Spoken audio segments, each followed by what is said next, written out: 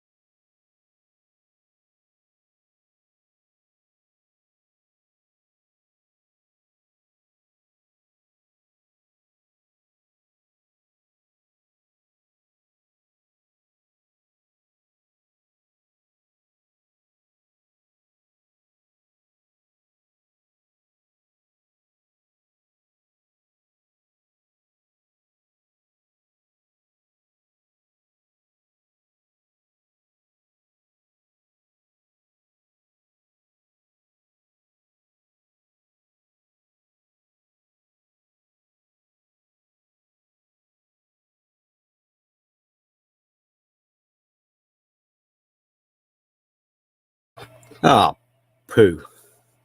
Oh, twice I failed. I'm sorry, everyone. I don't know why. Maybe someone can help me out and tell me why this is not playing any sound. I'll try and sort that out for next time. Never mind. If you're wondering what the name of that track was, it was Deep Fuse. So let's get rid of that. And then we have a little bit of background. Fantasy. Now this is tailing off from the previous stream, not the one I made private because that was a random one. The one that was referring to flying monkeys on white knights. It was a very, I thought it was a very contributory stream. People in the chat were leaving some good comments and made me realize I kind of missed out some key aspects. So I was lumping the white knight and flying monkey pretty much together, synonymous with each other. But there is a difference. There are similar. I group them together because of the similarity in the sense that they're like agents for the narcissist, like that, like the henchmen or extensions. But there are slight differences. So we'll quickly cover. We'll quickly add on to the previous stream, and then we'll go into the focus of this stream. So the monkey, the flying monkey. As someone pointed out, they're caught in a whirlwind of they're in for the ride of emotions and the sort of hysterical aspects of the drama. They're in for the drama.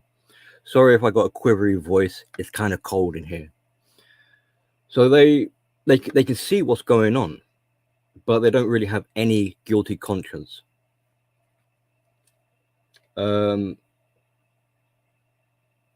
don't require much manipulation, as in they don't need to be gaslit or have their reality distorted any way in comparison to the white knight, who is much more under a spell.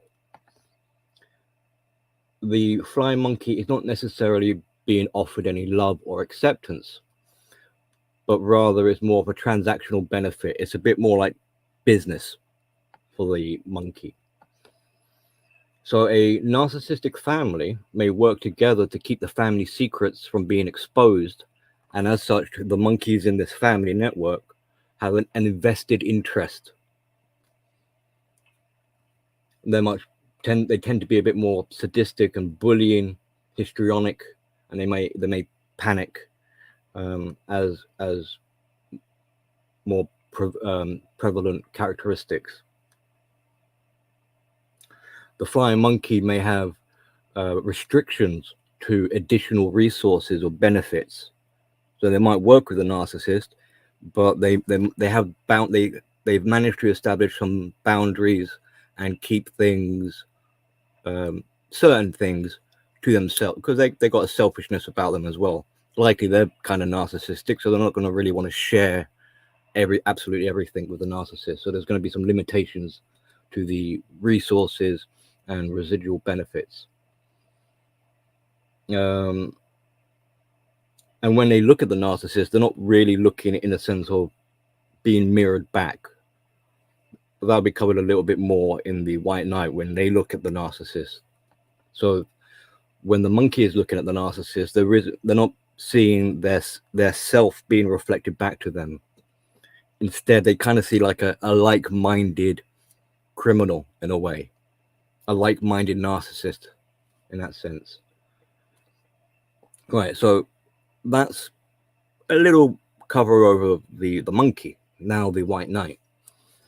So typically they believe they are good, they have nobility, and they choose not to really see any bad aspects of what's going on. They think they're virtuous in a way. They have much more of a guilty conscience, so they're much more affected by shame, and as such they suppress it as much as possible, and they compensate. And so this is why they believe they have such high morals and nobility. It's a reflection of the amount of shame and really deep-seated kind of disgust that they have. They're much more reliant on the narcissist as their only source of information, because the narcissist is bending and distorting their reality. So the narcissist is creating the landscape for the White Knight. Well, it's a cooperation really, but the narcissist is controlling how that takes shape. The White Knight is offered love and acceptance, whereas in comparison to the monkey, love and acceptance is not required. It's like a business transaction, as mentioned moments ago. The White Knight tends to want to be favored among the other White Knights. So they're jostling for position numero uno. They want to be number one knight, which makes them effective kind of slaves, because they're all trying to impress and cater towards the narcissist. They're outputting more and more to be. Basically, they're jostling for that primary position. They want that competitiveness amongst themselves. It's like, I want to be loved, I want to be seen, and if number two is being seen more than I am, hey, that's going to make me feel inferior. So they all kind of want to be in the good graces. Their resources compared to the monkeys most likely will be exploited and utilized. The residual benefits, and as mentioned in that stream last time, that could be anything. That could be their connections, their assets, their money, their time, their a place to live, whatever, the shirt off their back kind of thing. So I got here in my notes, like, because the narcissist mirrors and presents as the potential version of the White Knight, he falls in love with himself fundamentally. So when he sees the narcissist, he idolizes the narcissist and wishes he could be like the narcissist. This is because the narcissist has captured his self-esteem. He doesn't see that what he's looking at are aspects of himself which have become disconnected. So he's not really falling in love with the narcissist, because the narcissist has no real identity of their own. It's a chameleon, is presenting a mask, but this mask is a mirror mask. So of course he's going to fall in love with his own reflection, And in this sense, he is a narcissist as well. He is enamored with what he sees in the mirror, which is himself.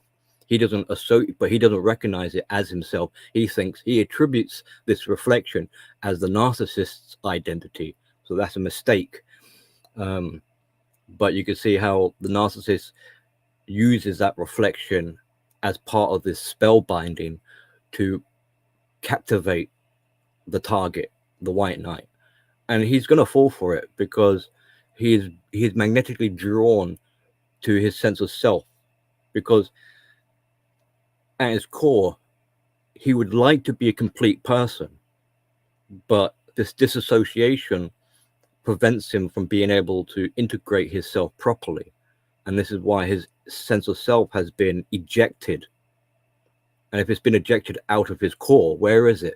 So it's been ejected in this reflection. He sees his ghost in a way. So he will naturally be drawn towards it because fundamentally it is him. He has seen himself in the narcissist. So those are a general kind of distinction between the monkey and the White Knight. I hope that's interesting. Now let's see if I've got anything else I want to add on to the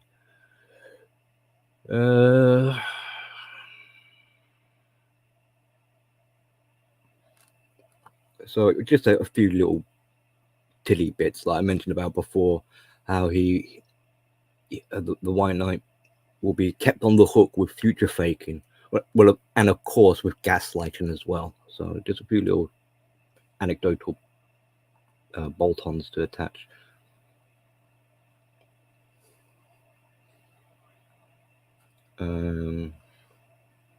Sorry, I'm just flicking through my pages.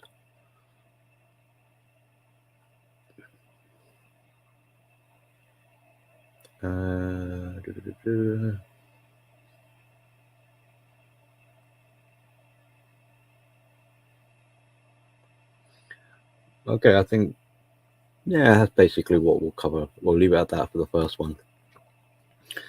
So let's move on to the main. Oh, greetings everyone again, and those who are just arriving. I hope you're having a pleasant day, evening, wherever it is you are. Now, we're going to be discussing the. Hold on, let me just take care of. Get rid of this banner. We'll have a little introduction to what I'm about to talk about, but the first main point will be the interference to the established fantasy. We're not at this point just yet. We're gonna have an so it gets to a point where, you know, we talk about narcissists, we look into mental disorders, and it boggles our mind. But there comes a point when enough really should be enough, and as a subject, if you're particularly like a therapist or someone like that, then fine, you know, you're going to be continually looking into this. But in terms of someone who has been in a toxic relationship with these people, and you're disorientated, you don't know what you've been dealing with, like, how did my life get flipped upside down? This obsessive need to understand who the hell you've been living with or having children or entanglements with. This obsession needs to come to an end. Otherwise, it becomes unhealthy. It becomes too much obsession about them, and you end up neglecting your own self-care in the process.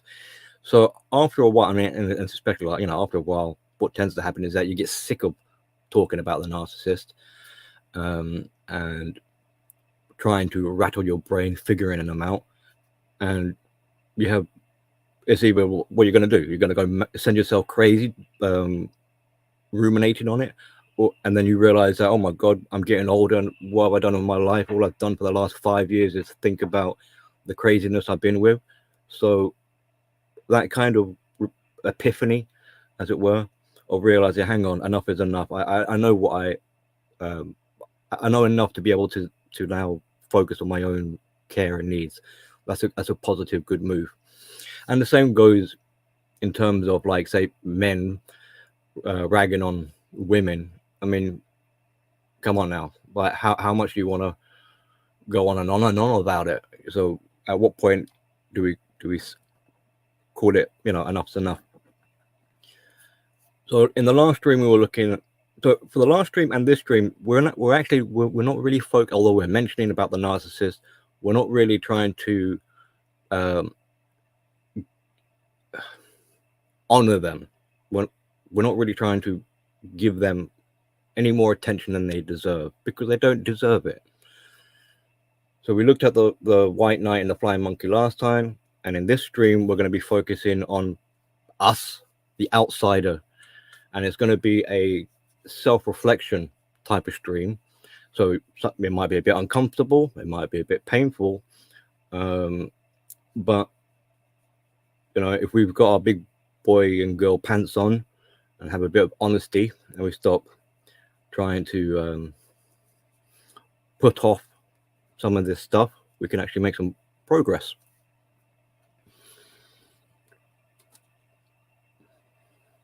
Now, what I've written out here, and again, it's like 3 or 4 pages. How, I don't know. the spirit of the pen, once you start writing, it just takes over. But a lot of this actually comes from, or is based upon, the X primary source, and instead of referring to the new supply, the secondary source, as monkeys or white knights, we're just going to be referring to them as secondary, or in a way the newly promoted primary source, because as the X primary, you're no longer, in theory, you're no longer part of that relationship anymore. You've been devalued and discarded, you've been tossed out, you've been thrown aside. So on appearance levels, it would seem as though you've been ejected from this fantasy. And in terms of blue pill and red pill, it seems like you've been ejected from the blue pill dream of utopia with this, what you believed to be your soulmate, or what you believe to be true love, and all this sort of stuff. So there might be a tendency to want back into my fantasy. I wish the dream could still be alive, and I've been replaced with the new supply, secondary source, and they're being treated better than I am. They've been promoted to primary, and now I'm being smear campaigned, and I'm being abused, even though I've been discarded. So that's the framework of what I've written about, but I've adapted it a little bit. And I've adapted it in a way where you might not necessarily be the X primary source. You could just be like an outsider person, but you're interjecting yourself back into, or not back into, or into that fantasy. So in a way, I'm lumping the X primary source with anyone, basically. They're now in the outsiders group. So anyone outside trying to get into this fantasy to get access to the narcissist, be it to try and rescue the narcissist, or rescue the white knight, or rescue the flying monkey, or to warn them, or maybe to throttle them because you're so angry and you want vengeance. You want revenge. Either way, you want access into this fantasy, this private world, and typically you want to destroy it. So sometimes it's by accident, you don't even realize you're doing it. Sometimes it's with good intentions. But either way you want to sort of look at it, this motivation causes you to participate in that fantasy. And yes, you might like to think we're not, that we have our foot in reality, or we stand on our own ground, or we have some sort of fortitude or resilience. But no, you step into fantasy world because this is where the narcissist lives, and along with any of their entourage. You are no longer in reality. You're on their ground, you're on their turf, and and because it's their land and their turf, you don't get to make the rules or have your say. So it's in that kind of perspective. I mean, it makes it a feeble, like, ambition to have. Why even dare the cockiness, arrogance, the grandiosity to think that you can muscle your way in there. As we go through this, hopefully you will realize that it's a fruitless endeavor. So what I have, let me just quickly check the comments. Shout out to everyone that's joining us here.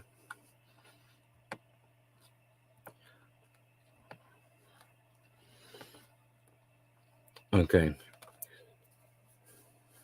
So your involvement is you volunteering to fulfill a role in this fantasy dynamic. Oops, immediately you don't realize you're doing that. You may not see yourself doing that, but to narcissists, all people serve their needs in some way, shape, or form. Otherwise, you cease to exist because you're not part of that fantasy. So you entangling yourself is saying you want to be part of that fantasy. You are what sustains it. Without outsiders, the fantasy implodes. If you don't want to be part of that fantasy, then do not participate. Your protests further acknowledge the presence of the fantasy. So you think, and so you give it life. Even if not positively supporting it, your negativity confirms its existence. You are what validates it. The more you pick at it, the more you verify it's true and correct. For the narcissist is never wrong. And I got in brackets here, the persecution complex. Why it might be true doesn't matter. This is the belief. So the more you criticize and naysay and dissect and pick it apart and with your evidence and all this, you inadvertently make them believe, well, you're just bitter and resentful, and what my beliefs must be true. That is why you're trying to attack me for it.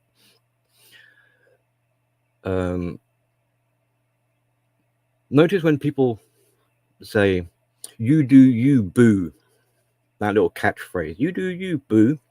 Why do they say that? Because they know that is denying you of any importance. So they're devaluing, demeaning, minimizing, but accidentally they reveal what it is they themselves don't want to hear. They need your participation after all at the end of the day. So clearly the more the more they deny you, the more you try to prove them wrong, and the more you give them supply. So you see how deviously they're manipulating you to want that. They're kind of like daring you to or egging you on to try and prove them wrong. Come get me, I dare you. And the more the more they kind of rile you up and infuriate you and frustrate you, and you go for them in whatever manner that you choose, you're actually you're hooked in. You've been baited, and you've taken the bait. So you're now you've without realizing it, you stepped over that boundary and compromise your safety. Fundamentally, you've stepped into the lion's pit. Now, why have I got this here? I've put here, I've got hurting a narcissist. That should be towards the end. Well, I'll read it out now because it's in line with what I've got here. All right, so let's say you want to hurt the narcissist. Then go live your life. Have your happiness. Do not include them. This forces them to rely on their supply even more. The monkeys and the white knights. Might not be nice to see it like that, but that's why they're there. That's the role they're serving, and it becomes their problem to fix and not yours. You want it, you got it. So if this is what the white knight wants, then help him out. Let the white knight take care of the narcissist, not you. That's not your job. So if you want to hurt the narcissist, you really want to stick it to them, then walk away. Don't utter their name. Don't occupy any mental faculties towards them. Get them out of your head. Stop ruminating. Live your life. That's the most infuriating thing for a narcissist, because obviously they don't have control over you anymore, and the competitiveness and jealousy and rage at seeing you have the audacity to live free, and not just live free but actually live happy, something that they can never do. Ouch. Right, now into the actual what do you call these, chapter titles. So, interference to the established fantasy. You are not welcomed in this this magical world. You are required to help fuel it and keep it going, but in terms of your input or your opinion, your independent, your identity, forget it. It's not welcomed. You can only be in there if you're under the boot or heel of the narcissist. That's why the White Knight and the monkey are there, really. More so the White Knight, because they have no autonomy. They have no ability to really think for themselves. Like they are a slave. So that's why they're allowed in that fantasy, because what's in the fantasy has to be controlled by the narcissist. If it's not controlled by the narcissist, it's ejected out. If it's ejected out the fantasy, it no longer exists, because reality doesn't exist to the narcissist. So this can be very perplexing for outsiders. The White Knight, for instance, can be very intelligent, highly capable, and so on. They can even be aware of traps and predatory behavior. As mentioned before, the narcissist could flat out abuse the White Knight. And you'd think, wouldn't this tell you to leave? Why are you still there? Well, it's because they're trauma bonded, Stockholm syndrome. So to you, this doesn't make logical sense. You are comparing it from your point of reference and assume they can see what you can see.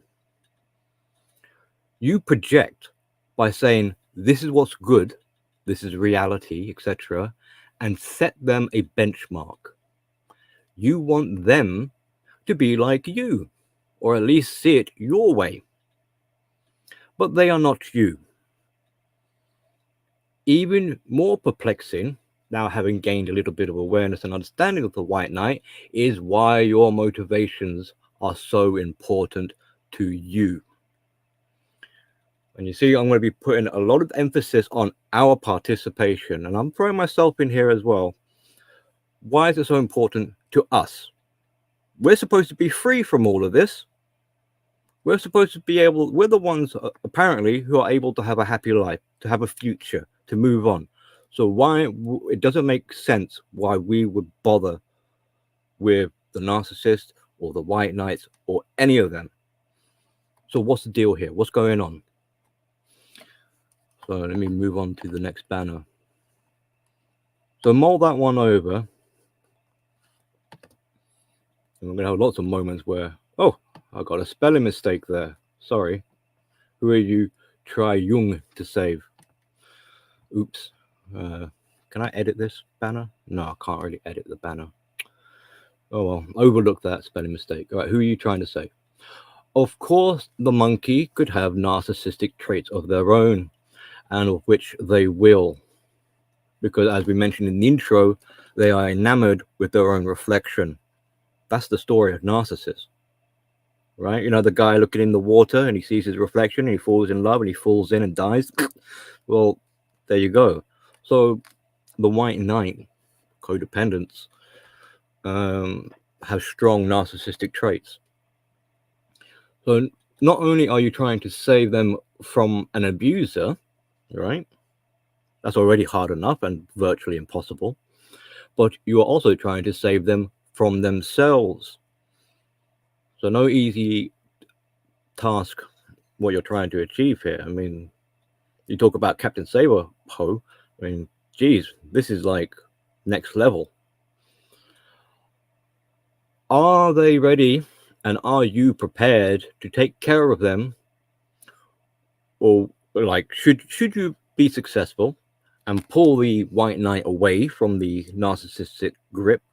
Are you prepared, and are you ready to take care of them, or will you let them fend for themselves once they've been unplugged and disconnected? Because to collapse their bubble and leave them hanging is cruel. So if you are going to rescue them or save them, you better be prepared to look after them afterwards, because that would be pretty irresponsible. So as such, sometimes the best help you can give someone is not to help. And sometimes who you want to help isn't really the White Knight. It's you. So let that be another pill to mull over. Counterproductive. Right, so the flying monkey, White Knight, whoever, does not want their established fantasy to crash down. By standing in the way of the abuser, pointing and waving, their attention is on you, because you are the threat. And so they do not see the true abuser. That's how the narcissist slips by. You inadvertently shield the narcissist by positioning yourself as the troublemaker, wanting to ruin things for them. You are assisting the narcissist. You become the obstacle that stands in the way to their happiness. You prove why they need their ego to defend them. You drive them further into their ego for protection, and where the narcissist is waiting with open arms. And that's all on you, because you want to meddle in what they have going, what they got going. Try if you dare. The preemptive strike. So the narcissist has already passed the purity test. You haven't. How dare you, as an outsider, accuse the narcissist? The White Knight has been warned of your arrival. And this is taken, again, like at the beginning of the intro, when I'm talking about the ex-primary source, like an ex-lover, and you got the adulterer. So the new supply, the new partner, has been warned that, watch out for my crazy ex. They're going to come telling you all sorts of things about me. And there's along you come to warn them, and they're like, oh, geez, the narcissist told me that you'll be here, and they said that you'll be acting crazy, and they were right. So the White Knight has been warned of your arrival. They were told you'd say bad things about the narcissist, and you prove the narcissist right. You make the narcissist a victim of your now abuse. Oops. The more you defend yourself and say it's not you, the more they believe it is you. So you're digging yourself a hole here.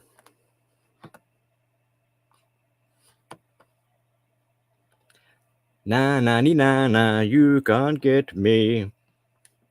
So although the narcissist won't like you trying to remove their slave, they are also elated at the sight of seeing you fail and rendered powerless. They may taunt you. You have no control in their shared fantasy. The victim is beyond your reach. Should you step into that fantasy, you now belong to the narcissist. It's a place you cannot go and expect to take over the fantasy unless you want to sacrifice your integrity. At this point, it's less about psychology and more of a spiritual war. And one of the residual benefits you provide is because you still got a tether to a reality.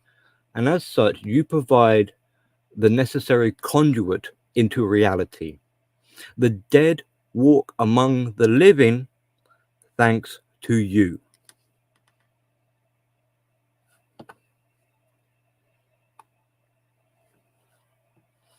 falling on deaf ears. So trying to list out the faults of the narcissistic overlord won't register. With the indoctrination, they are already thinking just like the narcissist and are in alignment. Emotions will outweigh logic. Flat out. Be as logical as you want. Emotions will trump it. No amount of evidence, proof, facts will change their minds.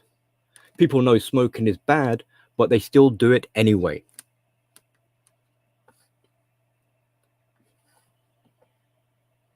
They attack you, and foolishly you believe you can easily unplug them. So they attack your character, your logic, in a desperate attempt to first fend off danger because you're the threat to their emotional support and security, and secondly, to bring you down to their emotional level.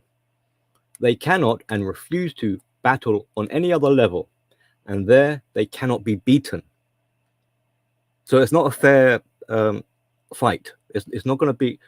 They're not going to allow you to dictate the stipulations of this battle. It's going to be on their terms, on their turf, and the rules can be. They're not actually, they're not proper rules. They're flexible. They move the goalposts because it's emotional. It's not logical. There's no stability there. So you're guaranteed to lose. I hope that makes it. So if they do use logic, it is to direct attention towards you and to cause you to self-doubt, thus pull you into their fantasy where they can win.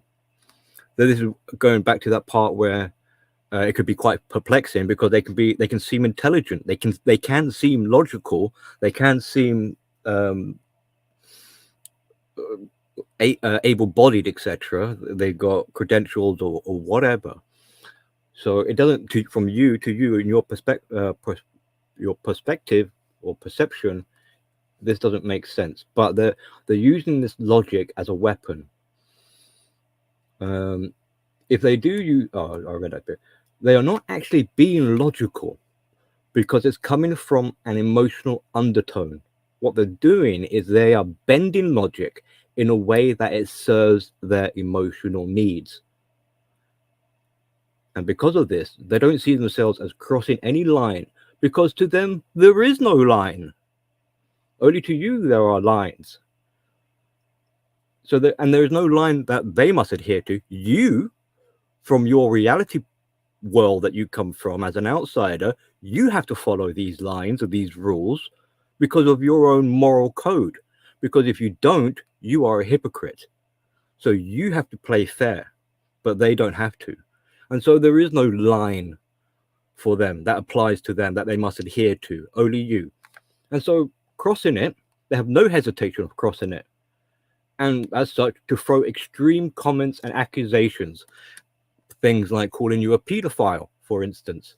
They don't see that as a problem or being wrong in any way. It would be wrong if you do it to them. If you call them a pedophile, you stepped over the line. You're being you're exaggerating or you're being hyperbolic or something like that. But from their point of view, there's no problem. There's no limitations or restrictions. Whatever it takes, accusation, they'll call you that. And you can see the double standards, but from their perspective, it doesn't compute. They don't see this as like being unfair. They'll be like, this is fair. You're not allowed to call me a pedophile, but I'm allowed to call you a pedophile. How's that not fair? It is fair because we're playing by my rules. You see? I get to do what I want, and you're not allowed to do that. So it is fair because I make the rules. That's how they kind of rationalize it out. So to them, they are very clear-minded. And this is in part thanks to the narcissist confirming their reality. And you are the one who is trying to twist things. And also because they're not going to take any responsibility, they're going to blame shift. So we all know that they're the ones twisting with the double standards and hypocrisy, but they're going to twist twist that, and they're going to accuse you of the one that's twisting it. And because they believe and they feel their feelings are fact, this must be true. They are never wrong. You're the one that's wrong. And just like the true self-esteem that they're trying to escape from, they want to escape you if they cannot control you. You are the embodiment of all their fears. If escaping is not enough, you must now be destroyed. Knowing there is someone free and outside of their control places a target on them. If they got no problem suppressing the sense of self, suppressing you isn't going to be a problem. You're small fry in comparison.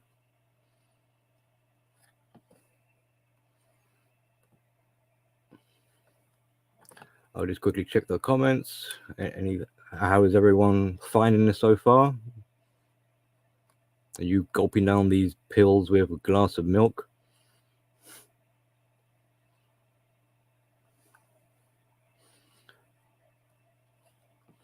Okay. We haven't lost anyone, I see. Okay.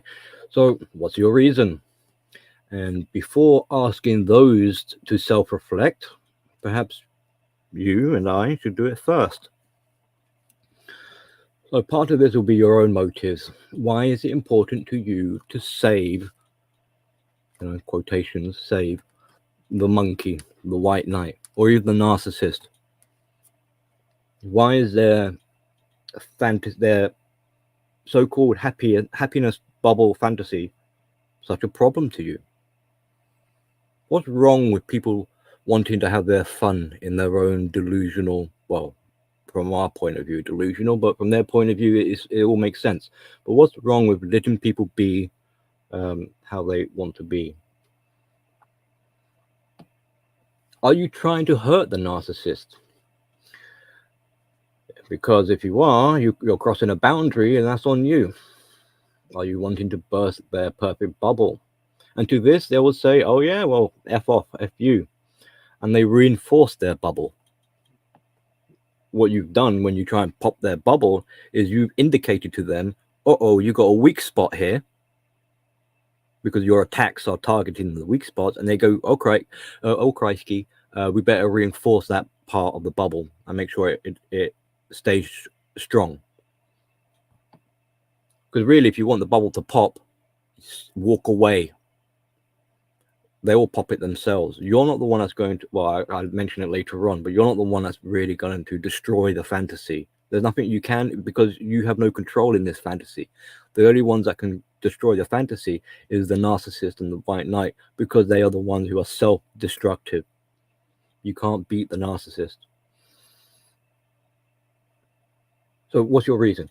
Perhaps you can't accept no. Things are out of your control. Could it be vengeance? An eye for an eye? And what's that all about? Do you really think you'll be allowed to get satisfaction from the narcissist? Is the narcissist going to vindicate you and be like, oh, you got me, governor. Yeah, I'm really sorry about that. I'll change my ways. Oh, thank you for enlightening me. Oh dearie me. No, it's not going to happen.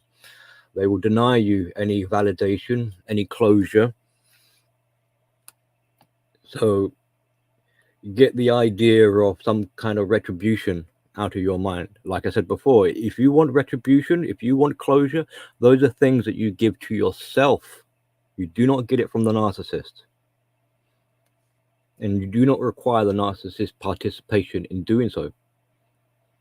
Tomorrow, you could wake up and feel free and vindicated if you were that focused on yourself.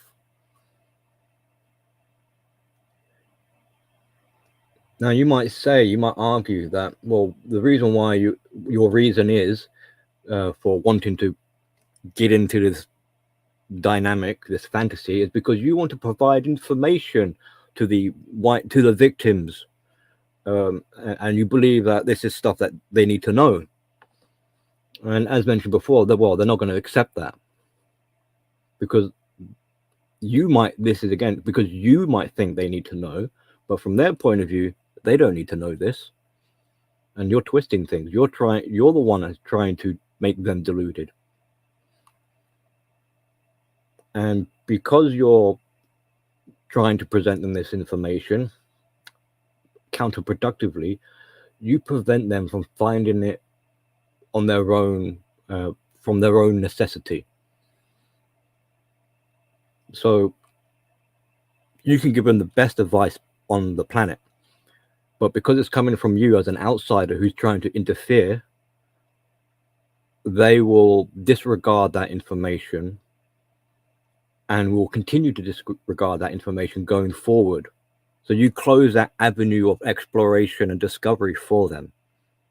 They'll be adamant. It's like, let's say your advice is, I recommend you need to drink 2 cups of coffee a day and you'll be cured. Because it's coming from you, they're going to be like, well, I'm never, ever in 100 years going to drink 2 cups of coffee because so-and-so, who I don't like, who is my enemy, said to drink 2 cups of coffee. So if you want them to really drink that 2 cups of coffee, then don't say anything. Don't tell them to do it. Let them find that out for themselves.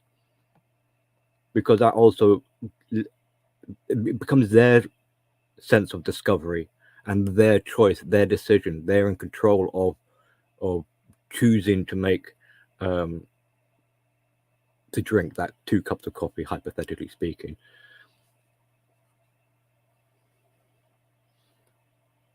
So you can try anyway, because obviously this is all just talk from my perspective or whatever. People are free to disregard everything I'm saying and do things for whatever prerogative reason they may have. So you can, I'm not stopping anyone from trying. And if it doesn't work, you can just leave it at that.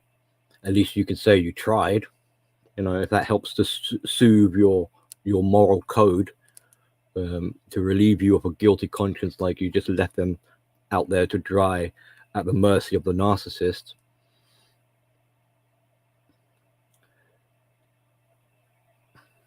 Perhaps one of your reasons is because you don't like seeing the narcissist or the flying monkey hurt people you care for.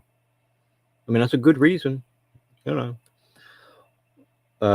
however, those other people, the people they're hurting, those are the people you could be helping, but because you're focused on the narcissist and the monkey, you end up neglecting them. So boundaries are very important for that point there. So you could almost say that these are sort of like tertiary supply or bystanders to the abuse that is going on. And really, so instead of going after the bully, I mean, it makes, like you say, you got a kid at school and they're getting bullied, you tend to go up to the bully and say like, hey, stop bullying my kid. Maybe instead focus on the kid that's being bullied and build up their self-defense, their mental kung fu or whatever. Because then they can fend for themselves instead of having to rely on you to bail them out every time they bump into a narcissist. They're not going to be learning anything if you're always there to the rescue. So instead, educate. And education is going to be a key importance. And it already is. This is why we're seeing on a societal level, narcissists are struggling. They're desperate. And it's in part, largely, because of the information that is proliferating outwards. So another, what's your reason? Maybe this isn't the best place to put this in the subject title, but you can't force someone to heal unless you want to abuse them further. That's not love. And likewise, so the sentiment that you can't force a red pill onto people is because they will reject it. They must make the choice for themselves, right? People are only going to heal when they take ownership of their life and responsibility and decide, I want to heal. Say that to you. If you're struggling, say that to yourself. make an affirmation. I want to heal. That's like a step. I will treat myself better. I will not tolerate this. I will not look out to outside people to take care of me anymore. I will look after myself from now on. I will show myself compassion where others have not. I love you, referring to yourself. That inner part of you that hasn't been loved. The inner child. It's like, I see you within me. I know that you're hurting inside. I know you're bleeding out. You are wounded. You are injured. You feel alone. You feel scared. You don't feel loved or appreciated. Well, I will give that to you. And in many ways, coming from you yourself is the best person to provide that for you, because you know how much it is that you hurt inside. So that is a true, we would call it compassion, but in this sort of split way I'm describing it, that would be showing yourself empathy of the highest regard, because you really do feel how the inner child in you feels. You were that inner child. Well, you probably, at the moment, you might still feel like you are that inner child, but you need to self-parent, stand beside yourself, stand beside the inner child as a self-parent, and look at your inner child and be like, I know how you feel, because I am you, and I will love you, and I will show you compassion, and I will listen to your troubles and your sorrows, and with true sympathy and appreciation, because I know how much it means to you, because it means so much to me.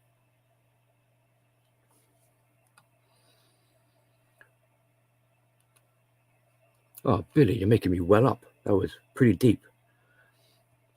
Anyway, whatever the reasons, the obsession or fixation on the narcissist starts to be revealing. It's not about them, really. It's about you. So you might say to the narcissist, like, I want you to, or you might demand from the narcissist, I want you to change. Why? Because I cannot. And for the ex-primary source, it's much more easier to see their emotional investment. For the outsider source, it might not be so clear. But obviously you got a jealous ex, where you can see why they're, it's because they're so emotionally tied in, the trauma bond and Stockholm syndrome and all that. They're so emotionally connected to the narcissist and they don't want to be abandoned because they're scared to be alone. So you can see why the ex primary is chasing along, and people will look down on the ex as you're the jealous ex. It's like, there's more to it than that. You're being very simplistic when labeling people like that. Let's move on. What are you offering when you come knocking at the monkey or the white knight? You're trying to warn them. You're trying to enlighten them. Well, what's your message? What is it you bring? What are you offering? Because, like, when they give you a chance to speak or whatever, they don't see you accepting them. You doubt their judgment and reject the person who is providing them safety. In turn, you are rejecting them as well. You try to make them self-doubt. This they do not want to do. You are telling them they are unfit, and you trigger shame. You're basically saying to them, what's wrong with you for siding with a narcissist? Try saying that. See how well it works. For them to admit to being wrong, as they see it, implies you must be better and higher than them. They are the ones who want to be better and higher than you. So it must be you who is wrong. With an inflated ego that has been elevated by the narcissist, You therefore must be jealous. So they'll attack you, not take you seriously, minimize you, discard you. They do not want your freedom or truth. Could they ever convince you of theirs? You don't really actually offer much besides pain and additional vulnerability. So you can see that you're barking up the wrong tree or whatever. The best you can really do is being an example of free will, and with that, you demonstrate that by you leaving. They must want to save themselves, kind of mentioned that already, and that is something that is not yours to offer. So there's you thinking that you're going to try and save them, but you can never save them, really. They must do it because it has to be their choice. They have to choose to heal. They are the one, and it's a little bit like stolen valor, because you are not giving them credit where credit is due. Let's say they do decide to break free and heal and all this. Well done to them for doing it. More so than because you did it for them, really. So you can't, they're free. You can't offer them their freedom. And that's one of the sad parts of it, is because all of this healing and freedom, self-control or autonomy, it's in their hands. They just have to realize that they've got it. But it's not exactly like, it's not miles away. It's in their grasp. If only they knew.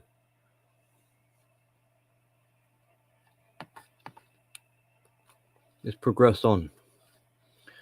You could be making it worse, and most likely you probably are. By now, like, you're not offering much. You're just you're facilitating the fantasy going on and all this sort of stuff. So, maybe by now, hopefully you're thinking, what on earth am I actually doing? Oh, you could be making it worse. You seal the deal for the new supply with the narcissist. You interfering, excuse me, only traps the new supply further in this enmeshed dynamic. You want them to take responsibility and admit to being wrong. How can they do that if you're doing it for them? The enemy of my enemy is my friend. So the White Knight looks at you as an enemy. The narcissist says you are the enemy. So that means there's two of them against one of you. So the enemy of my enemy is my friend. So you've actually helped get these two people together. The more you try, the more they reject what you're offering. So stop offering. Now, this is more going in like, let's say the biggest narcissistic injury is not going to come from you. It will come from people from her entourage. So it will be the White Knights. It will be the primary source, for instance, or the newly promoted primary source, who will inflict the greater blow. Not the greatest, but the greater blow. Because to be abandoned by her monkeys or White Knights or primary sources, which she needs because they are unable to self-sustain, this makes them dependent. So if they've got no one sustaining them, they're in a crisis situation. But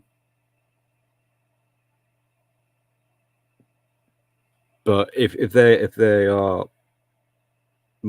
are bonded together well enough to stay unified, I mean, so this is, so when there is a separation, this is why it not only is it the greatest blow, but it triggers the collapse of the narcissist, because it's a scramble. It's like, oh no, my food supply has been cut off. I'm going to starve to death. So the clock is ticking, and this in part why they have multiple sources of supply, because they can bounce around and keep like in a food kind of way. They can keep their nutrition up. they can meet their dietary requirements. But you meddling in this prevents that process from taking place, because if you're preventing the white knight or monkey from waking up, and instead you're actually making them more and more deluded, then you're actually reducing the risk of abandonment for the narcissist. Again, thanks to you, you're helping the narcissist secure their sources of supply or the nutrients. So it won't be, if you wanted to hurt the narcissist or whatever, again, walk away, no contact.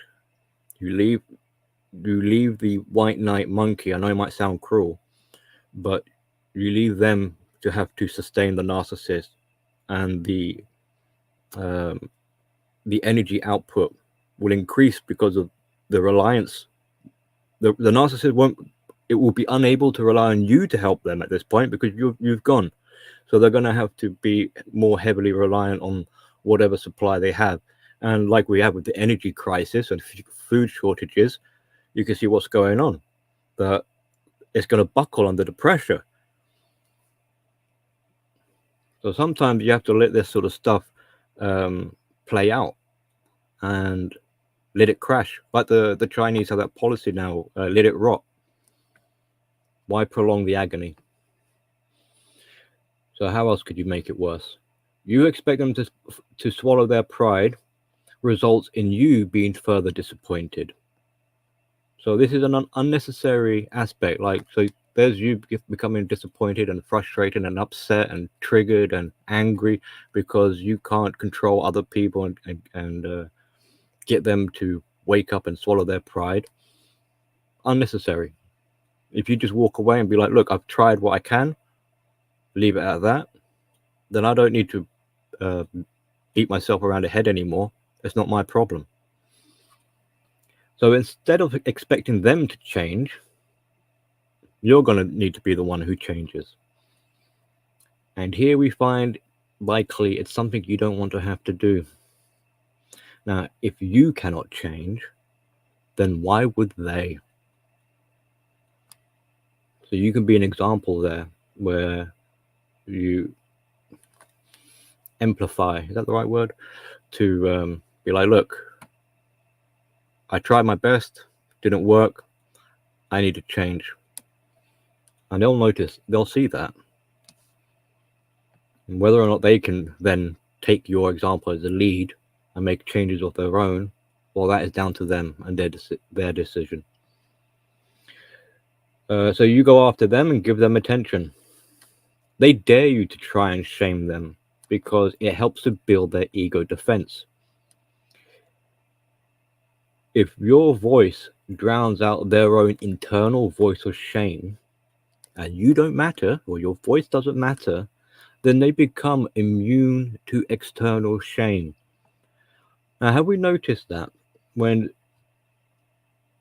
you know, you have roasting videos or you're trying to ridicule or shame them, and it's like water off a duck's back? Why wouldn't this upset them? It's because they are impervious to it. They are immune to it. It's part of their ego defense, which you've helped strengthen. And as such, you provided a distraction from their own internal shame. Remember, it's their own self-destructive mechanisms built into them that will deliver the greatest blow. So the only person who can really destroy the narcissist is the narcissist themselves, which they will do if you allow them to. But they're not going to do that if you're constantly interfering and getting in the way. I mean, you deprive a child of any attention, it dies. The narcissist dies.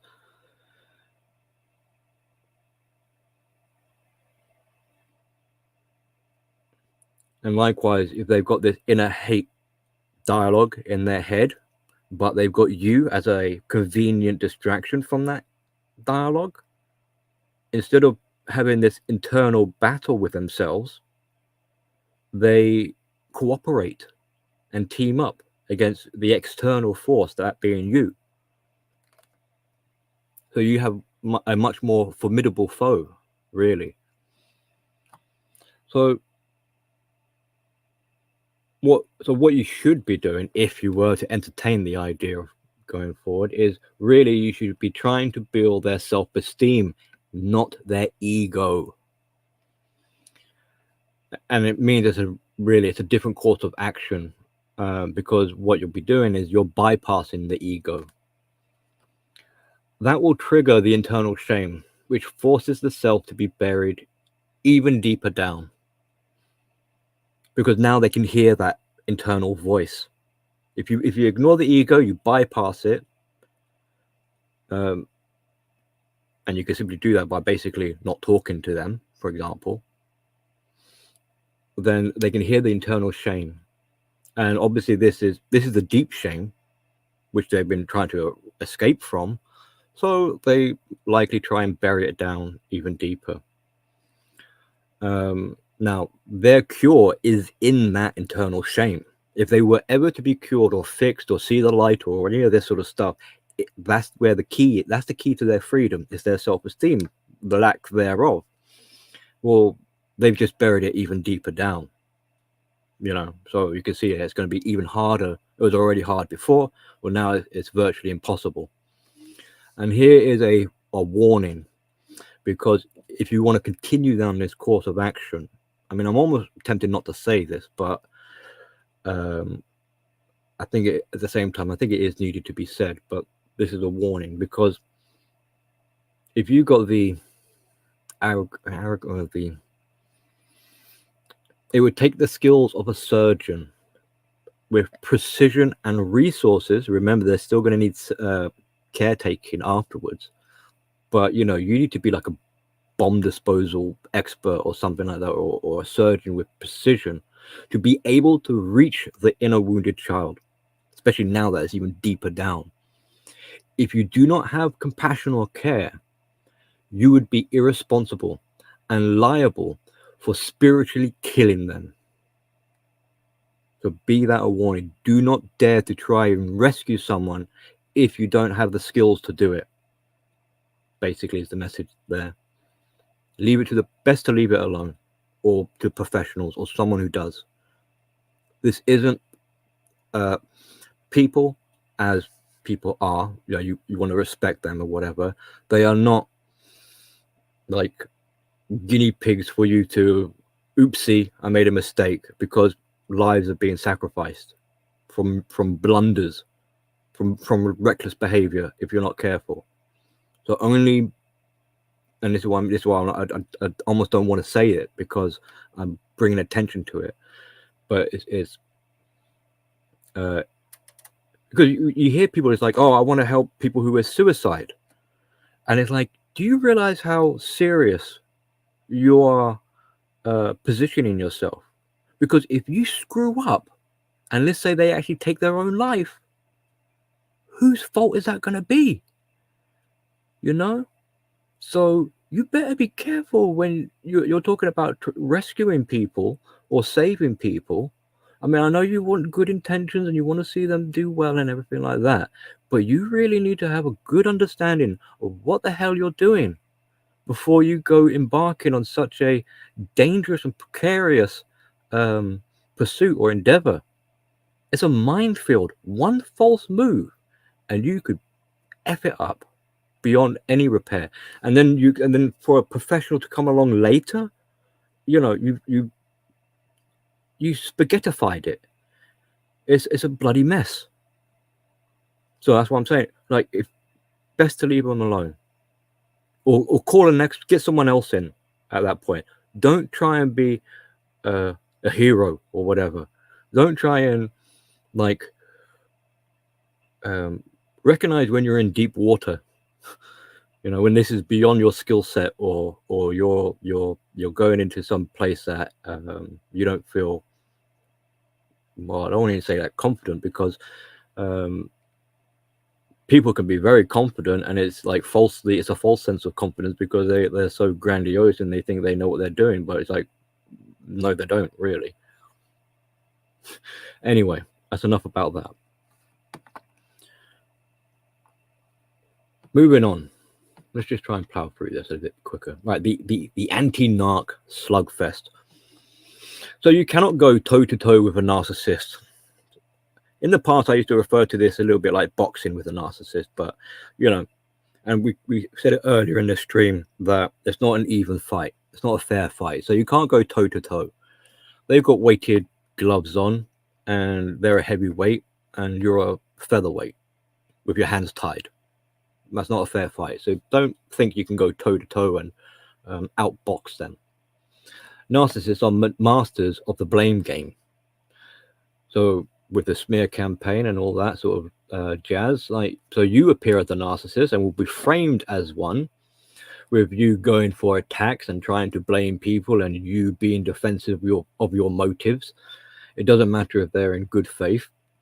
So you almost frame yourself as a narcissist. Remember, not just the White Knight has been told to expect your arrival, but the whole world has been told, hey, watch this person. You watch what they do. They're the ones who are the narcissists, not me. And here you come, waving your fists around, telling, I'm going to show you what for. And they're like, see, I told you. So to counter the, and this is another paragraph, which I don't really feel comfortable mentioning because it's not very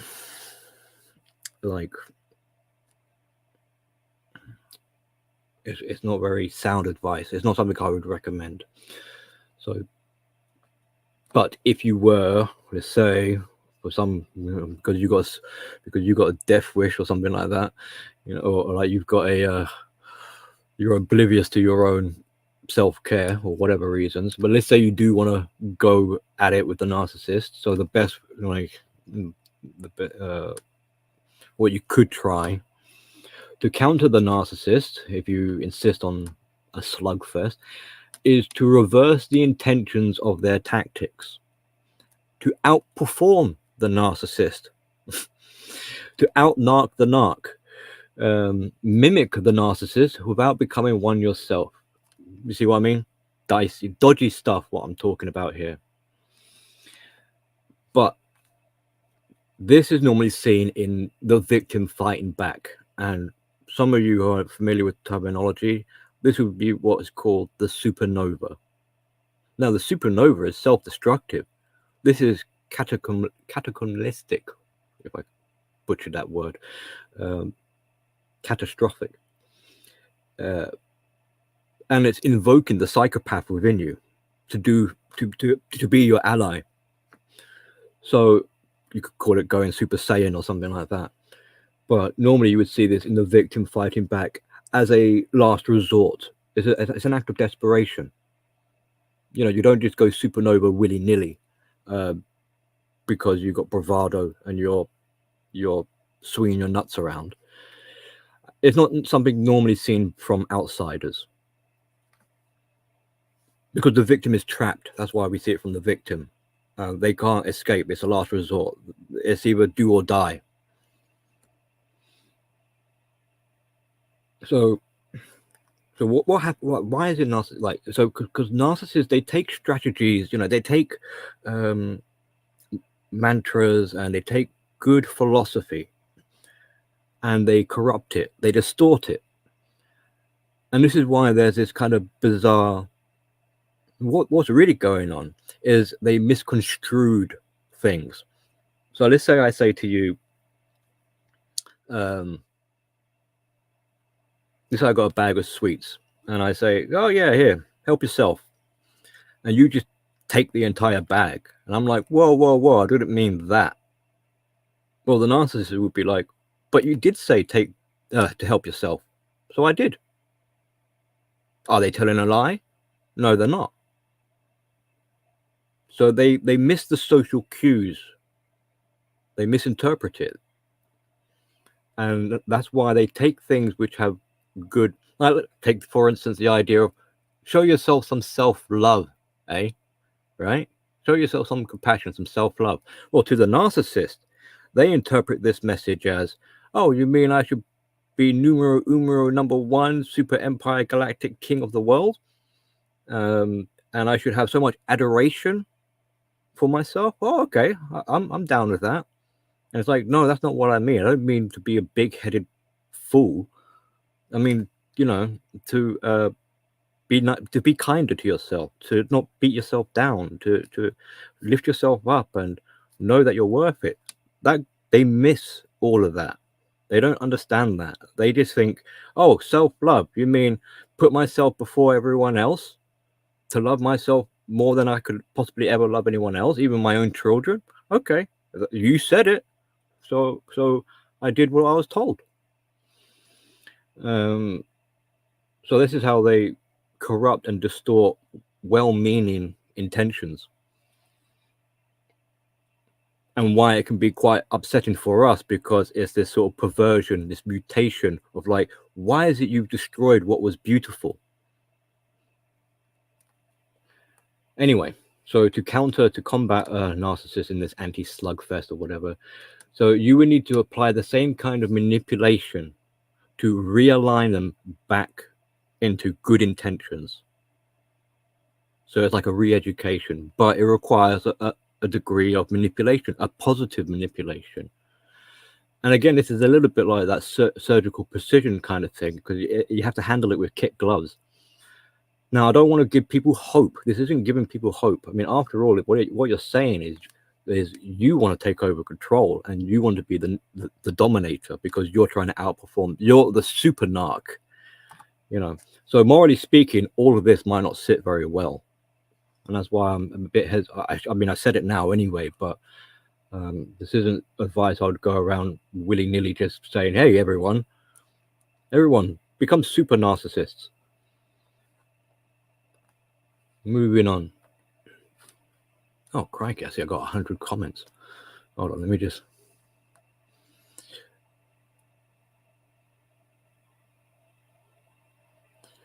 Right. I see a couple of people. Oh, yes. Oh, excelente. I'm just going to carry on. I think we're getting close to the... Mutter, mumble. Right, your downfall. Oh, it gets better. So, with them in control, the narcissist and White Knight, Fly Monkey, and whoever, right? Their fantasy, not yours. So they're in control, and you're the one reaching. You allow your own emotions to pull you along because you are emotionally invested. You might not want to see that or admit it, but you are. You try to pin them down with your logic and your points and everything like that, but they are evasive. In part, this is the nature of narcissism, to not be accountable. If someone isn't accountable, refuse accountability, there is no way you can hold them down. How do you hold someone down who refuses accountability? You can't do it. So this is one of the defense mechanisms that are built into narcissism to protect them from things like accountability. So try as you might to try and pin them down, it is you that is pinned down with your own sword. Because remember, you're coming from a place of morals, from reality, and you believe in accountability. So unfortunately, you end up basically falling on your own sword in the process. So you can never defeat the narcissist. Only the narcissist can defeat themselves. You fight with restrictions and try to be logical. Okay, I just mentioned that. So trying to understand them means you need to do mental gymnastics. That means you need to abandon logic. For it to make sense to you, you need to abandon logic. Now, how exactly do you tell them to think for themselves whilst simultaneously saying they have poor judgment because you're doing the thinking for them? It doesn't compute. Make that make sense. You're saying to them, I think you got magical thinking, but I want you to think for yourself. So what you propose is a threat to both no longer being seen by the narcissist and abandonment. That goes back to like, what is it you're offering? So, you know, you're offering basically pain and vulnerability. Well, no deal. Get away with me with that. I don't want that, you know. And so you become frustrated for them not listening or continuing to do the things they're doing. And this is where, again, it comes back to you. So why are you doing it then? You know, you're not welcomed. You self-invite your party crashing, and you're going to get upset and frustrated because they're telling you no. And here we are saying that women, for example, hate hearing. That's kryptonite. Well, they're not the only ones who are affected by hearing the word no, it would seem.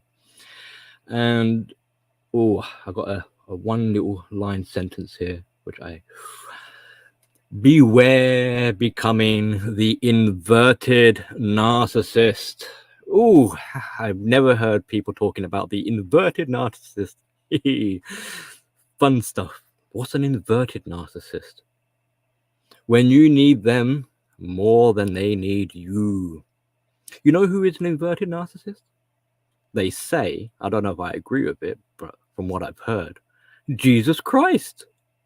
He gets his sense of self-esteem through his hardships at the hands of the narcissist he has to combat. Without his foes, then who is he? He's just a dude. So be careful you don't become an inverted narcissist where you get your sense of self-worth by those you do battle with, the narcissist, right? And it's a little bit going back to that part about out-narc the narc. You know, so a inverted narcissist is a person who derives their sense of self-validation and worth and importance and esteem through the narcissist. So codependents, white knights, monkeys, could be inverted narcissists. The things we're learning today. There is another, I think they also call it like the mirrored narcissist as well. Right, we're coming towards the end. So like after all of this, so solution. So what can we do? What can we do? Basically walk away. Right.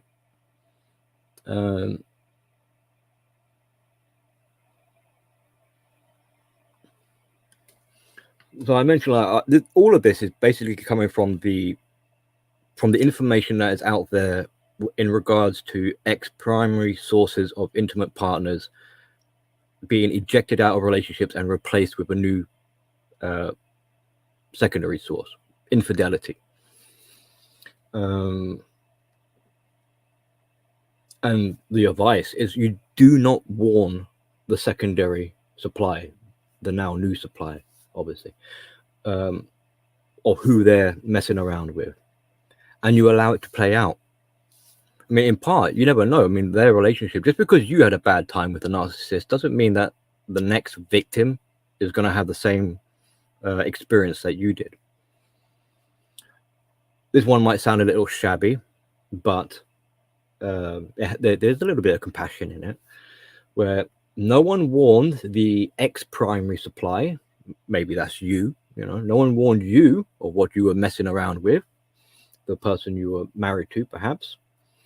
And if they did, there's a good chance you probably didn't listen.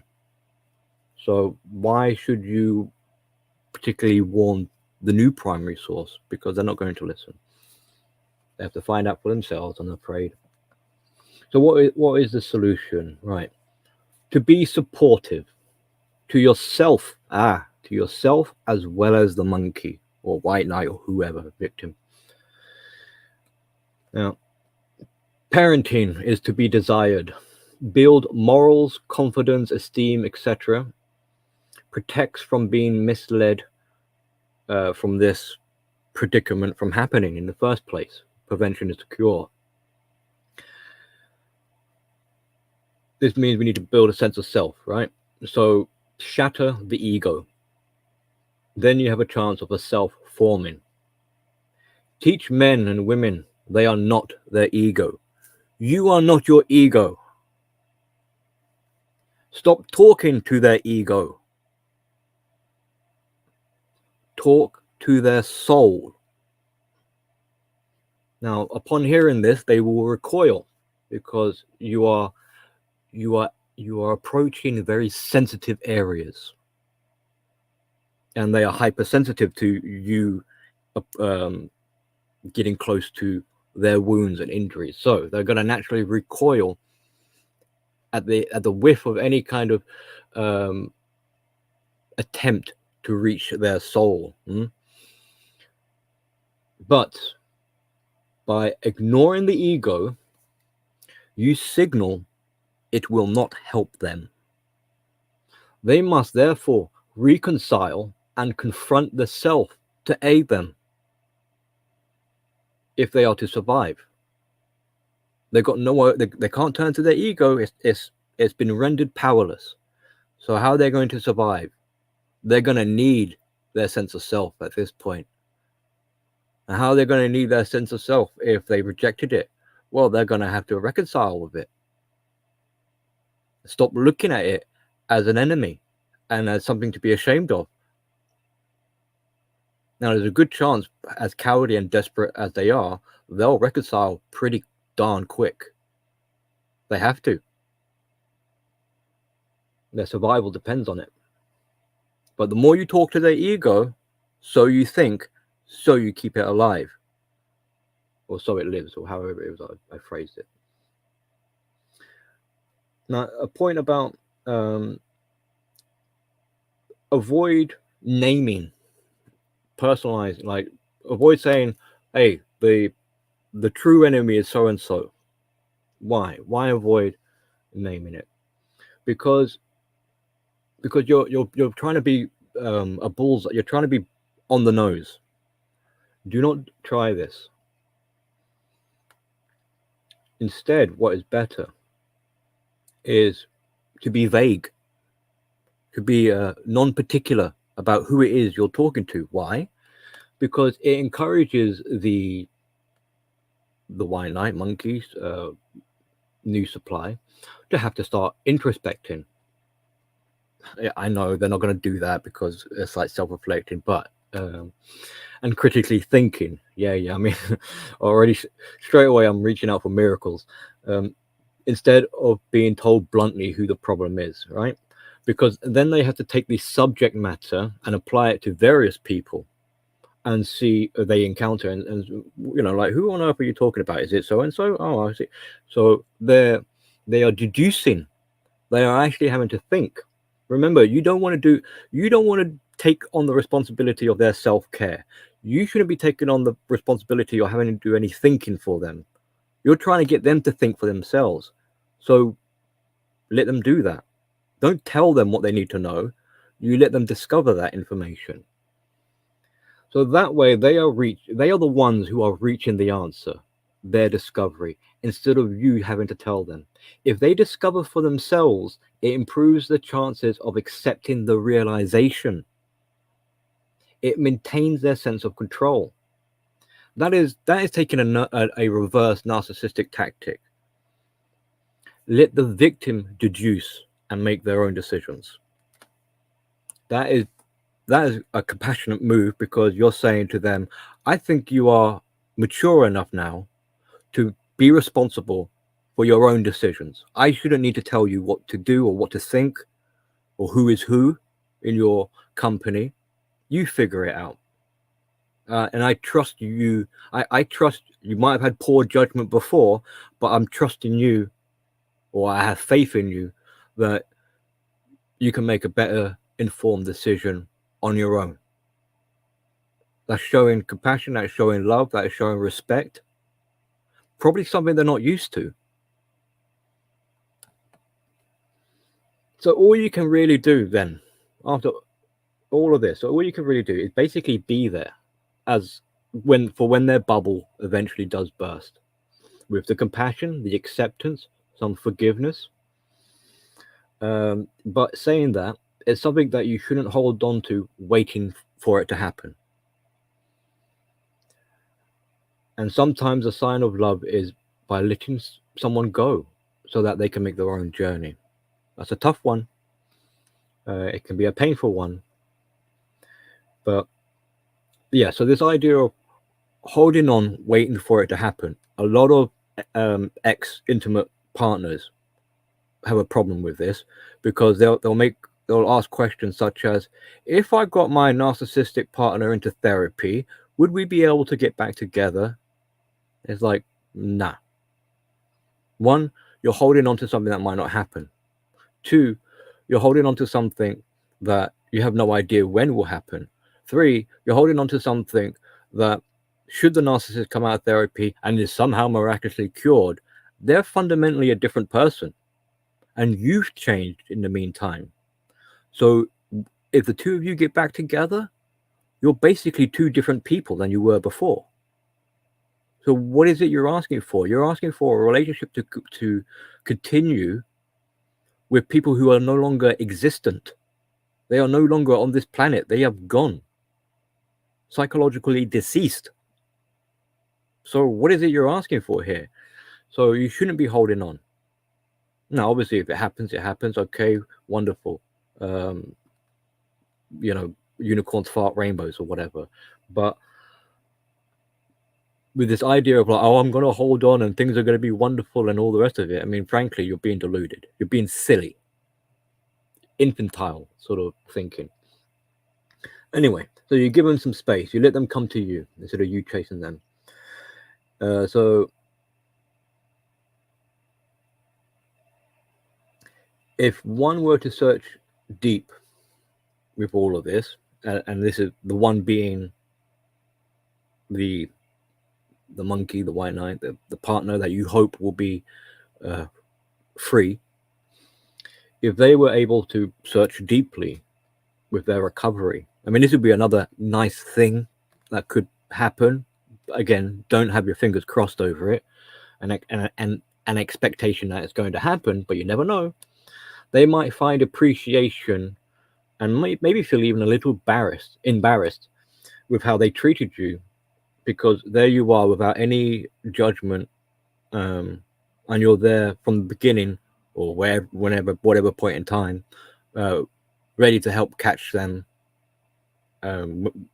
as they see fit to needing assistance. So to know that someone is actually out there, what they got your six, they're watching they're watching your back, they're waiting with a canopy to catch you. I mean, it's like, wow, I didn't even realize, it's like, so they might feel a bit embarrassed for all the past like bad things that were said or whatever. So I'm getting a bit boggled, right? And this isn't something to hold over them as like right and wrong. This isn't about right or wrong. This is about emotions. This is about, I know with experience, etc., and with care towards you, I knew at some point a bubble would burst, or as a precaution. That's why I got this parachute ready for you, and I've had it all this time, just in case, because I don't want to see you fall flat and splat on the ground. And they'll be like, "Oh man, I didn't realize you did that for me. I thought we were enemies." It's like, no, you might have thought we were enemies, but it's okay. I'm not going to say you were wrong. I understand. I know why you thought I was an enemy, and your feelings are validated, So I'm not holding any malice towards you for what might have happened. I mean, we can all be sorry in multiple ways. And in part, like we have to take some responsibility and ownership as well. What really matters at the end of the day, anyway, is breaking the cycle so that people can move on. That's the path of recovery. We talk about journey and walking a road. Well, we don't walk in a circle, do we? We've got somewhere we're going, right? And the narcissist or toxic relationships don't like that happening, because That's the end of the abuse. They want that abuse to keep going round and round and round. That's a cycle. That's a circle. So we need to break that. And that's what matters. So by now, you might realize that if you were in their position, you would have likely done exactly the same as them. And there's a bit of empathy and appreciation, because how would you know? How you'd be none the wiser. If you could body swap, they're doing what they feel is in their best interest. You can't fault them for that. You can't be angry with them for doing the things that they're doing in that sense. I used to be. I'm going to go off on a little tangent here, just briefly. I've had people accuse me of showing more compassion to narcissists than to survivors, and it made them baffled. They were like, "Billy, why is it you seem to show more empathy to the narcissist?" And I was like, "Well, because as evil and abusive and painful, etc., that they can be, I mean, they have to do it. It's they're slaves to their emotions." And they've allowed their ego to take complete control, and they're powerless to stop it. I'm not saying they're justified and right for doing it, but I can see why they're doing it. They live a terrified existence. I would not want to be in the head of a narcissist, and I wouldn't want that on my worst enemy. And I don't think any of you would either.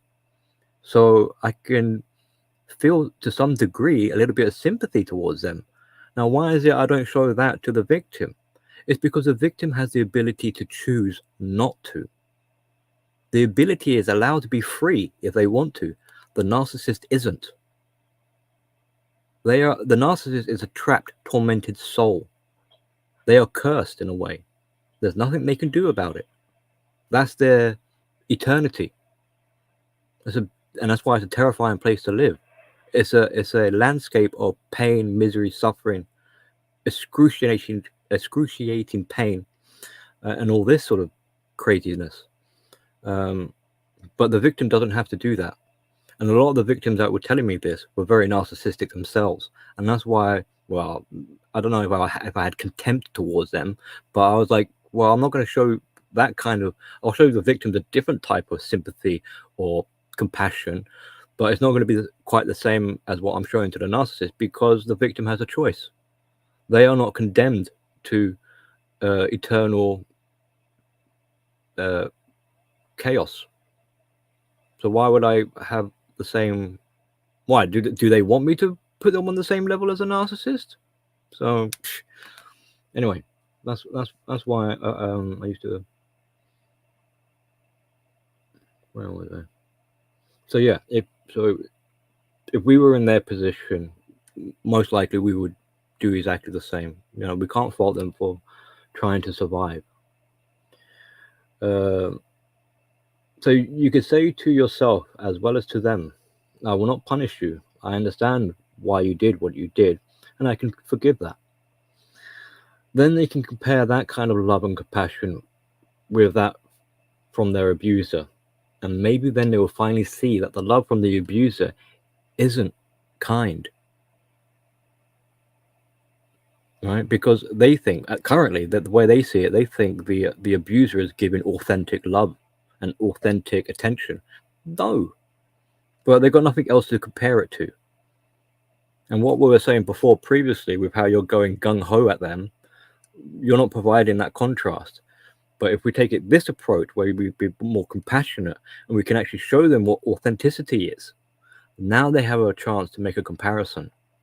And hopefully then, but obviously not rub it in their face and be like, oh, look, this is true love. I'll show you true love. I mean, come on, you're being vomit inducing. But you let them deduce, think for themselves, and they'll be like, hang on, something doesn't quite feel right here. I'm being shown care from two different people, and they'll feel it. They'll have the intuition will kick in and be like, one of these feel authentic and one of them feels fabricated. And they won't need to be told which is which. They'll start to figure it out. They'll be like, hang on, this person who I thought was my enemy actually cares about me, And this person who said they love me is the bloody devil.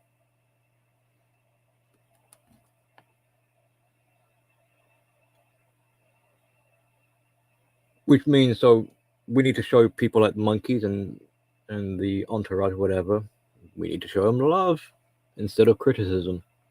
I know it's easier said than done, but by doing this, you let them come to you when they are ready. That was the freedom, albeit facade, the narcissist was offering in the first place.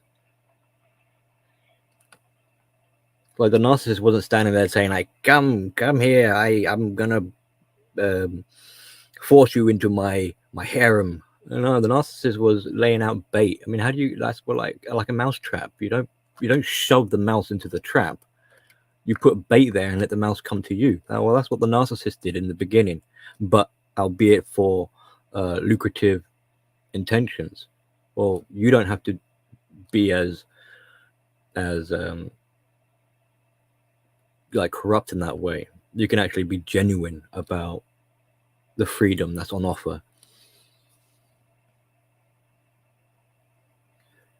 So again, so a lot of this might mean exercising boundaries to the point where you're not actually looking at what's going on anymore.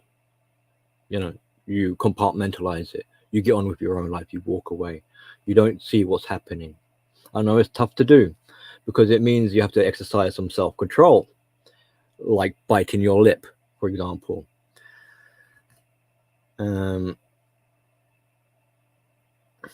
Now, things like trauma, they'll have to figure that out later. The first stage would be first to get out of the situation for rescue. Okay. For freedom, sorry, to get out of the situation for freedom. All right, so self-care. We've neglected, we're pretty much towards the last paragraph here. Thank you for sticking by, following along. But we've spoken at length about how this dynamic is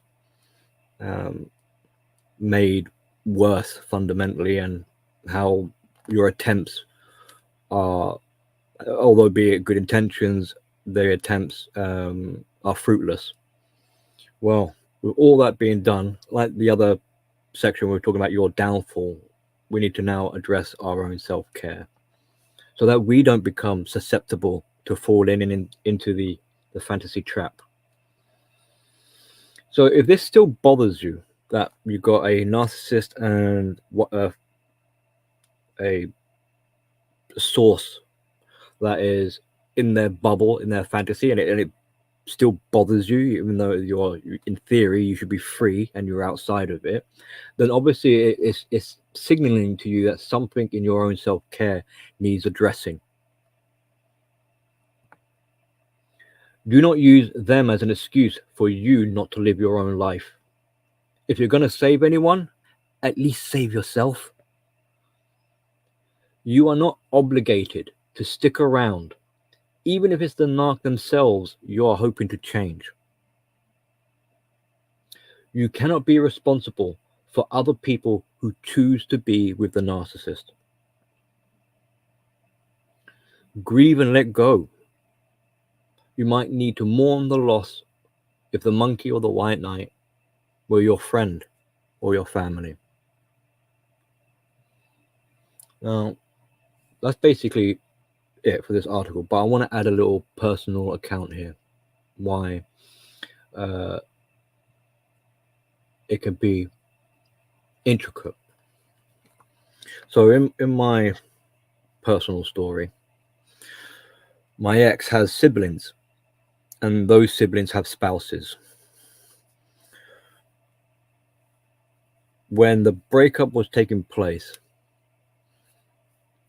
I had a decision to make. I noticed that the siblings of my ex shared similar characteristics, shall we say, which made me feel alarmed because they have spouses and they have children. So do I interfere with the fantasy and tell them that, hey, your partners, this is a family problem, and each of you with your children are in this predicament. And because my relationship detonated, I was able to see it. Now, do I detonate their bubble with their children as well involved? You know, do I take on the responsibility of dividing their families up? So I decided I can't, for the sake of protecting the supply and the children. I have to. They're not ready. They wouldn't be safe to be unplugged. And bear in mind, they were told things about me. That I'm the troublemaker, I'm the instigator. So there's no reason why they would believe me. They're going to believe their abusive, well, unknown to them, abusive partners. So I had to accept the blame and be okay with that. And to this day, I still accept the blame. They do not know exactly what transpired. And I intentionally have not informed them in order to protect them, because they are not ready. And I couldn't do that to, but I'm here waiting for them. Should they maybe wake up one day, like I was saying before, by being supportive, should they come to me. But your reputation is none of your business, and there's nothing. What's being said about you is beyond your control. Now, so with everything that's been said, this is just my perspective, and I mean, you're free to do as you please. And this isn't to come down too hard on outsiders or ex-primary sources. I mean, this is very common, actually. We all have good intentions, but it's the mindfulness that we proceed with them. Now, not to sound too shabby, but the new supply or the secondary source, they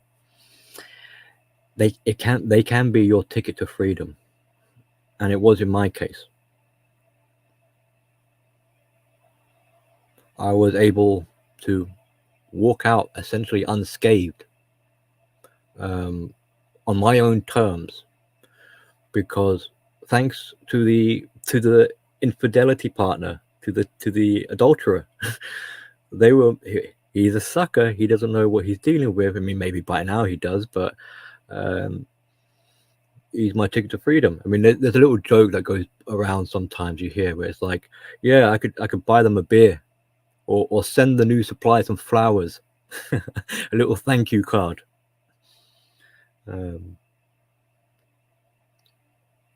So I'm not angry with the new man in her relationship or whatever.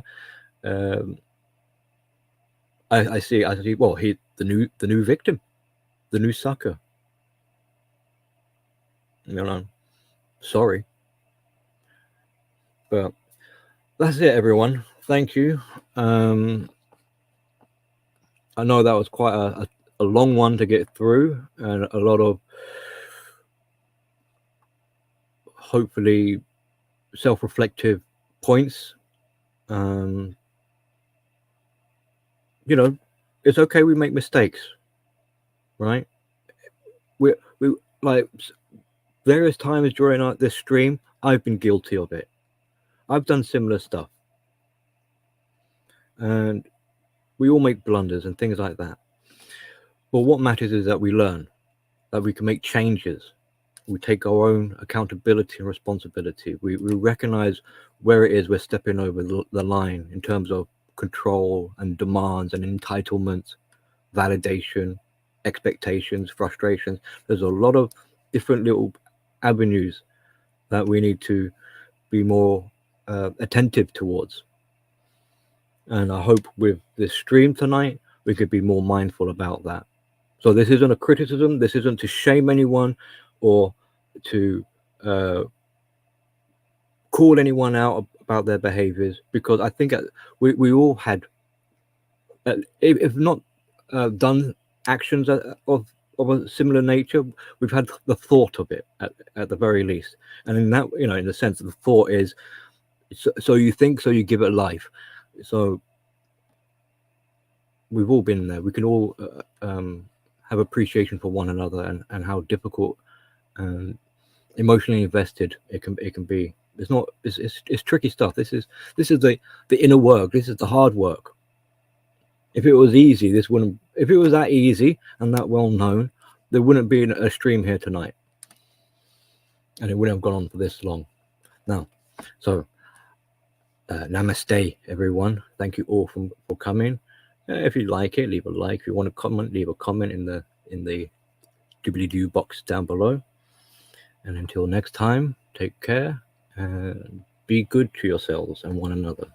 Be excellent to one another. Cheerio.